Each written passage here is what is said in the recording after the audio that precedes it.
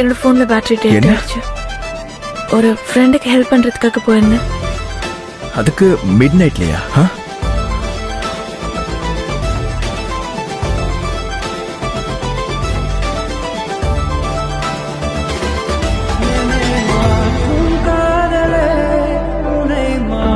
நோவா, நான் சொல்றதுக்கு இல்லை, நான் எக்ஸ்பிளைன் பண்றேன். நோவா ப்ளீஸ் ப்ளீஸ், நான் சொல்றது மட்டும் கொஞ்சம் கேளு. என்னால நோவா என்னால இதை நம்பவே முடியல. நோவா நோவா ப்ளீஸ் நில்லு. நோவா நோவா, நான் கன்ஃபியூஸ் ஆயிட்டேன்.